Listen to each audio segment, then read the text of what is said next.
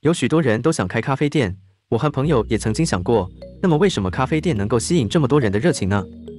咖啡店有个特点，能够带来一份稳定的收入，入门门槛也相对较低，不需要太多的成本和经验，而且能够自主管理，还有就是能够吸引到目标客群，让人能够享受生活的美好。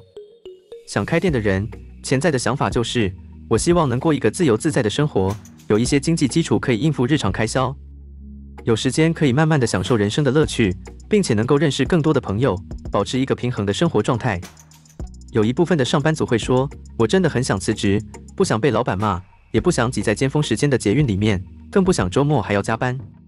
一年只有几天的假期，想要请假出去旅游还得看别人的脸色。我很想自己开创事业，但是想了好几年也没有勇气真的放弃现在的生活。因此大多数人在第一步就止步不前了。也有人会说，但是我没有专长技能啊，辞职前不会的事情，辞职后大多也不会。所以我认为不要等到辞职之后才去学习新技能。不管工作有多忙，学习的时间一定是可以挤出来的。我们都明白财富增加不能只有单独的工资收入，在有工作保障的时候，就应该开始为自由生活做准备。自由职业不像传统的办公室工作形式，它没有那么多局限，但和其他创业一样，需要反复摸索、尝试、修正，才能开拓出属于自己的阳光大道。我把爱多美当成是自由职业的一种，因为爱多美不会增加生活的负担，没有入会费，没有每月重销压力，没有业绩压力。这样的特性很适合在工作的同时，也为自己的自由生活做准备。那么什么样的准备能让爱多美成为我的自由职业呢？以下我将用4个方向来说明。首先，熟悉职业内容。我们在爱多美虽然身为一个消费者，还是有机会像卖场的老板一样经营一个网络生意。如果自己是老板，那么了解一下爱多美是什么很合理吧。例如这个购物平台提供哪些产品，有哪些种类以及品质如何，还有公司的背景和制度等等。网络上有很多免费的爱多美资料，像是公开课程和讨论区等等。学习别人长期累积的经验和眼界，或已经实验论证过的正确方法，这能为我们减少许多的试错次数，提高成功的机会。另外，我发现经营爱多美的同时，其实并不是一个人在奋斗。在前期累积资源的时候，人脉平台很重要，只有这样，才能在后期更容易建立起关联，并且实现合作。当然，如果能够在就职的公司中运用爱多美学习到的技能，那可以说是锦上添花。就算目前的工作和爱多美没有任何相关性，也不要紧。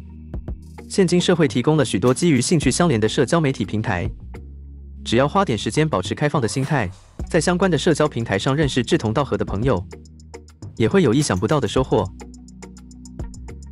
美国企业家 Jim Rohn 提出了5人平均值理论。这个理论是说，我们花最多时间相处的5个人，平均起来可能就是自己。身边相处时间最久的5个人，他们的经历、思想和价值观都可能会深深地影响到我们自己，可能会使我们改观迈向成功，但也有可能会使你留在原地不前进。第2个，投入足够时间。很多事情我们不会，是因为没有花足够的时间在这上面。如果说爱多美让我们有机会经营一个网络生意，除了对产品和市场有深入的了解之外，还需要掌握一些销售技巧。销售技巧可以是诉求逻辑、提高沟通技巧，或者是掌握情绪控制等等。这些技巧能帮我们更好地与朋友交流，建立良好的关系。深入了解产品的特性和优点，能够帮助我们更好地为朋友解决问题，满足他们的需求。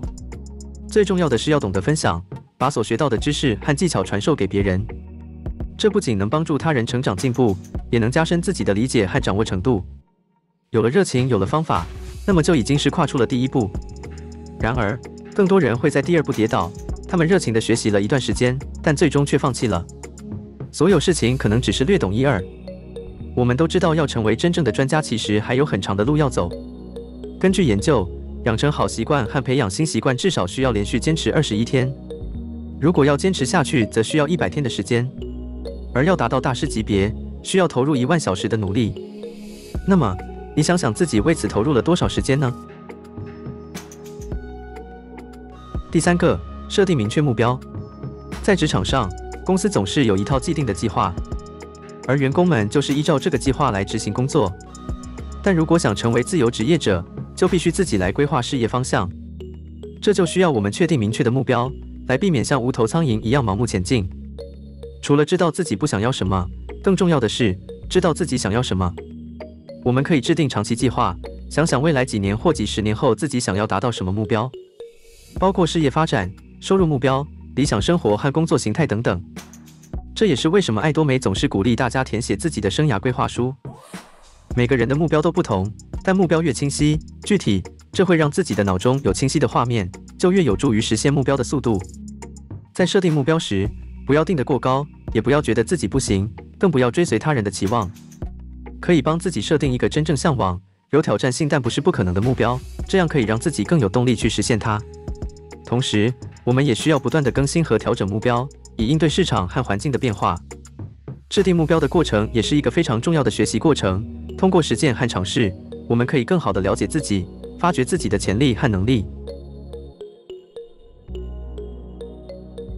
第4个，找到自己定位。我认识的自由职业者们总是保持着不断学习的心态，来不断提升自己的能力。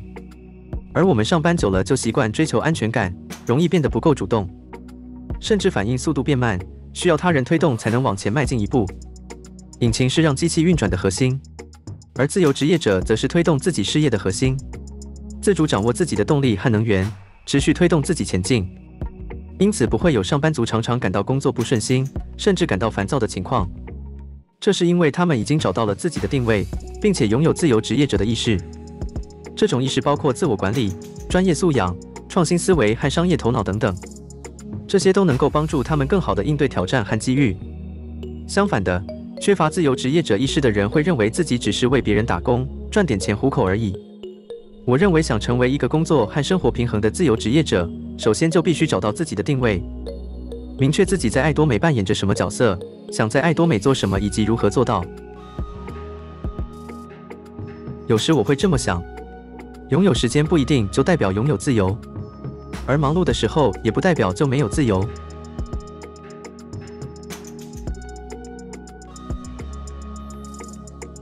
想了解更多，请加入我们的联络方式与我们联系。